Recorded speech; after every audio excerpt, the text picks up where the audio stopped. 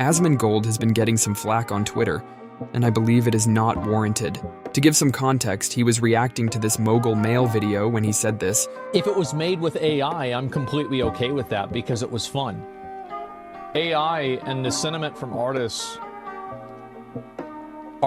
opinions don't matter. It just doesn't matter, because what matters is the opinion of the people that are buying the product. Like, it doesn't, like, your opinion on it, like, just because you do it doesn't, like, nobody cares. Like, it's not relevant. Clip was posted on Twitter, and if you look at the quote tweets, it's clear that people have been taking the most bad faith interpretation of what he is trying to say and twist it to fill their narrative. But they are wrong and Asmongold is right. Let me explain. To start off with, I do feel he could have said this with a bit more empathy, but he is right at the end of the day.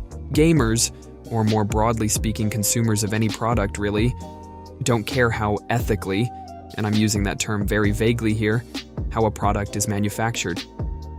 If everyone cared about the ethics, then we wouldn't be using half of the things that we use on a day-to-day basis. The quality of a product isn't determined by the manufacturer, but rather the consumer of that product.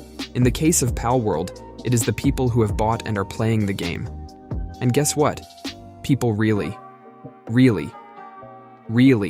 like this game.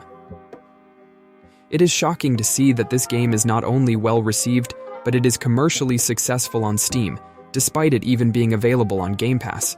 And it's clear why. Game Freak's Pokemon games of late is, well, to put it bluntly, they suck. There are really no two ways around it. The quality of these games are consistently getting worse with each iteration. And even though the hardcore fan base will deny it, it is very evident that most people think the game is bad. Palworld has effectively filled the void left by these games, addressing the desire for higher quality experiences that players have been yearning for. Now listen, this game isn't exactly a Pokemon ripoff. I think at its core, it's a survival game with a Pokemon-like aesthetic and some borrowed mechanics, but for a majority of people that was more than enough. Now, a lot of people say that pals in the game are just Pokemon ripoffs. There is even a huge Twitter thread just showing this.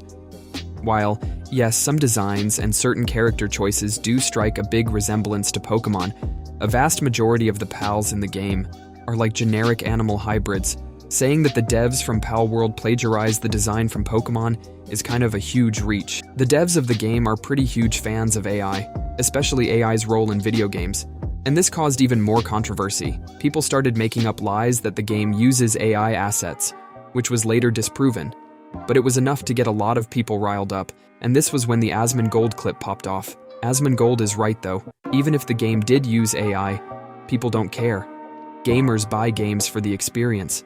If the experience in some parts were made from AI, does it really matter? Already a lot of game engines the past year or so have started adopting generative AI tools. These tools look to speed up development time. And moreover, it will be interesting to see how AI gets integrated into these games going forward.